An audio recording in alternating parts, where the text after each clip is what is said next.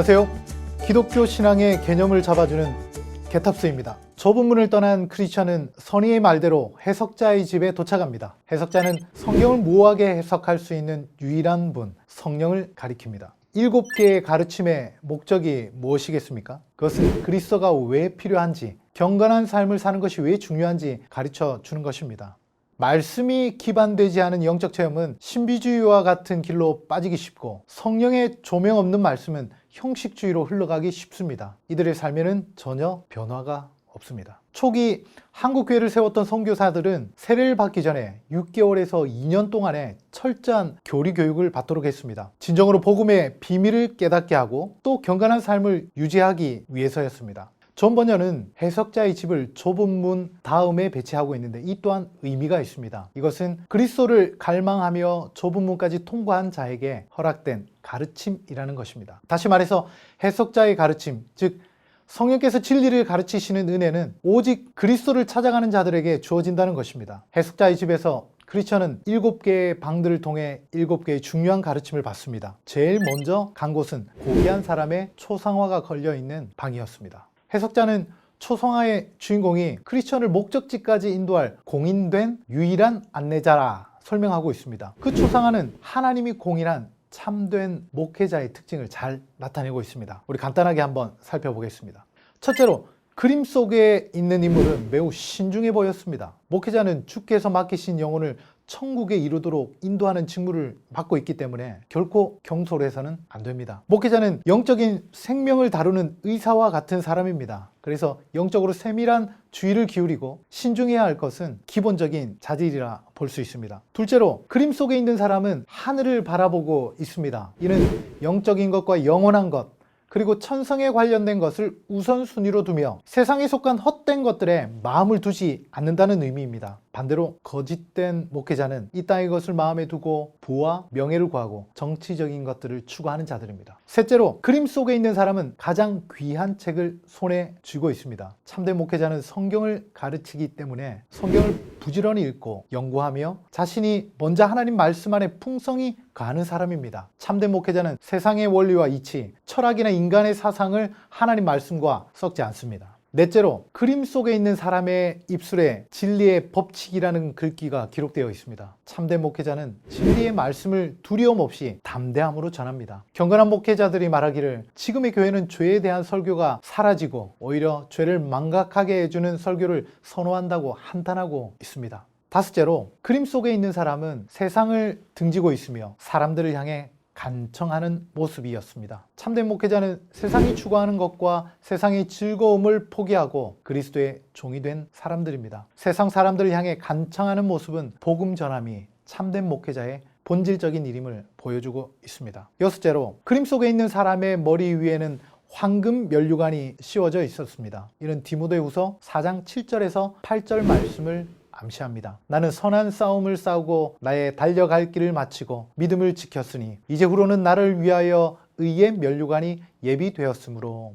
아멘. 주를 사랑하고 끝까지 목회자의 직무를 다해 주님 앞에 섰을 때 보상으로 영광의 면류관을 얻게 될 것을 의미하는 것입니다. 일곱째로, 해석자는 그림에 있는 사람이 자녀를 낳을 수 있고 해산의 고통을 알고 있으며 낳은 자녀를 기를 수 있는 분으로 설명합니다. 참된 목회자는 한 영혼이 거듭나기를 갈망하며 이를 위해 모든 수고를 아끼지 않습니다. 거듭난 이후 성장하기까지 그 영혼을 향해 헌신하는 자가 참된 목회자의 특징입니다. 신앙의 길을 걷는 우리에게 가장 큰 복이 무엇이겠습니까? 바로 참된 목회자를 만나는 것입니다. 늘 하나님을 사랑하고 이 땅에 소망을 두지 않는 진정한 목회자, 성경을 사랑하고 내 영혼을 위해 전심으로 기도하는 목회자의 지도를 받는 것입니다. 그래서 지금 나를 지도하는 목회자들을 위해 전심으로 기도해 주시기 바랍니다. 그리고 나 또한 후배들이 따라올 수 있는 신앙의 좋은 모델이 될 수 있도록 노력하시기를 바랍니다. 해석자는 크리스천을 커다란 거실로 안내했는데 그곳은 한 번도 청소한 적이 없어 먼지투성이었습니다. 해석자는 한 남자에게 그곳을 청소하라고 했고 비질을 시작하자 먼지가 한꺼번에 일어나 숨이 막힐 정도였습니다. 그러자 해석자는 옆에 있던 소녀에게 물을 뿌리라고 했습니다. 물을 뿌리자 먼지가 가라앉았고 방은 깨끗해졌습니다. 거실은 부패한 사람의 심령을 말합니다. 먼지는 원죄와 심령의 내적 부패를 의미합니다. 인간의 심령은 지독히 부패하였으나 자신이 얼마나 죄인인지 알지 못하고 더 나아가 자신이 선한 사람인 것으로 착각하고 살아갑니다. 그러나 율법이 심령의 먼지를 쓸기 시작하자 자신의 심령의 죄가 가득한 것을 깨닫게 되는 것입니다. 이처럼 율법은 우리의 죄가 무엇인지 알게 하는 기능을 합니다. 하지만 율법은 죄를 없이 하지 못하고 오히려 죄만 더욱 증가하게 만듭니다. 마치 거실을 청소하기 위해 방을 쓸었지만 더욱더 더러워지고 질식할 만큼 먼지가 날리는 것처럼 말입니다. 율법은 한 사람이 죄인임을 깨닫게 하고 더 나은 삶을 위해 율법을 지켜보지만 결국 자신의 무능을 발견할 따름입니다. 그래서 결국 그리스도를 찾아가도록 만드는 것입니다. 한 소녀가 물을 뿌렸을 때 먼지는 가라앉고 방은 말끔히 청소가 되었습니다. 물을 뿌린 소녀는 복음을 의미합니다. 복음이 영혼에 이르러 죄를 깨끗하게 씻고 그 영혼 가운데 그리스도의 영이 내주하십니다. 율법은 죄의 문제를 해결하거나 의롭게 할 수 없었습니다. 그러나 그리스도의 복음은 죄인을 의롭게 하고 또한 성화를 이루게 하는 것입니다. 복음의 능력을 알기 위해서는 먼저 율법으로 우리 자신에 대해 철저히 알아야 합니다. 이런 율법과 복음의 관계는 그 순서도 아주 중요합니다. 존 번연이 다른 책에서 비유한 것처럼 자신의 얼굴을 깨끗하게 씻기 원한다면 먼저 거울 앞에 가서 어디가 더러운지 보아야 한다고 했습니다. 율법의 거울에서 자신의 더러움을 본 만큼 그리스도의 보혈로 씻을 수 있기 때문입니다. 율법과 복음의 이야기는 이론이 아니라 예수님을 따르는 자들에게 반드시 다가오는 경험입니다. 처음 예수님을 믿고 하나님의 뜻대로 살고자 무척이나 우리는 애를 씁니다. 하지만 노력하면 할수록 자신은 말씀을 지켜낼 능력이 없음을 알고 절망에 빠져버립니다. 그래서 결국 두 손을 들고 하나님께 항복합니다. 그제서야 복음의 능력을, 자유함을 경험하게 되는 것입니다. 다시 해석자는 크리스천을 두 아이가 있는 작은 방으로 인도했습니다. 나이가 많은 아이는 정욕이었고 다른 아이의 이름은 인내였습니다. 정욕은 불만이 가득 찬 얼굴을 하고 있었습니다. 아이들의 아버지가 내년까지 기다리면 가장 좋은 것을 주겠다고 했는데 정욕은 지금 당장 모든 것을 다 가지겠다고 떼를 쓰는 중이었습니다. 반면에 인내는 즐거운 마음으로 기다리고 있었습니다. 한 사람이 정욕의 앞에 온갖 보물들을 쏟아놓자 정욕은 보물을 쥐고 기뻐하면서 인내를 비웃었습니다. 하지만 그것도 잠시 정욕이 가지고 있던 것들은 금세 사라졌고 다 떨어진 옷까지만 남았습니다. 정욕과 같은 자들은 자신이 가진 재물로 안전을 보장받으려 하지만 재물은 언제든지 사라질 수 있고 생명이 다하면 아무 소용이 없다는 것을 생각하지 못합니다. 이는 성경에 기록된 어리석은 부자와 같고 한 그릇의 음식에 장자의 명분을 판 에서와 같습니다. 영적인 소유에 대해서 전혀 관심이 없고 장차 다가올 세상에 대해서는 전혀 생각하지 않는 것입니다.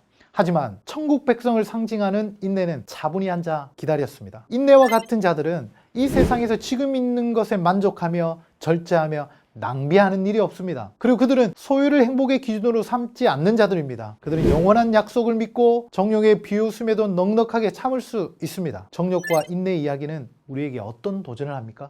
이 땅의 일시적인 것과 장차 영원한 것 가운데 무엇을 택할지 생각하라는 것입니다. 영원한 것을 선택하는 자에게는 분명 환난과 어려움이 있겠지만 인내함으로 더욱 좋은 것을 얻게 된다는 것입니다. 여러분의 삶의 모습은 어떻습니까? 정욕에 가깝습니까? 인내에 가깝습니까? 여러분의 삶에는 인내와 절제와 영적인 넉넉함이 있습니까? 아니면 늘 급하고 앞일을 생각하지 않는 무절제와 불안함으로 가득 차 있습니까? 내 통장의 잔고가 곧 나의 행복을 결정하지는 않습니까? 오늘 이야기를 마무리하겠습니다. 크리스천은 해석자의 집에 도착해서 7가지 중요한 가르침을 받습니다. 오늘은 7가지 중 3가지의 가르침을 살펴봤습니다. 참된 목좌, 율법과 복음, 그리고 정욕과 인내에 대한 것이었습니다. 우리의 삶의 가장 큰 복은 무엇이겠습니까? 좋은 목회자와 좋은 신앙의 멘토를 만나는 것입니다. 특별히 나를 이끌어 주시는 목회자를 위해 기도해 주시고 또한 후배가 따를 수 있는 좋은 멘토가 되어 주십시오. 율법으로 절망하고 복음으로 자유케 되는 이 과정은 그리스도인들에게는 선택의 과정이 아니라 필수적인 과정입니다. 혹시나 이런 과정이 없었다면 하나님께 은혜를 구하는 수밖에 없습니다. 마지막으로 정욕과 인내를 만났습니다. 여러분은 당장의 즐거움 때문에 금세 사라질 것을 선택하는 사람입니까? 아니면 지금은 힘들지만 비교할 수 없는 장차 올 좋은 것을 택하는 사람입니까? 지금까지 기독교 신앙의 개념을 잡아주는 개탑스였습니다.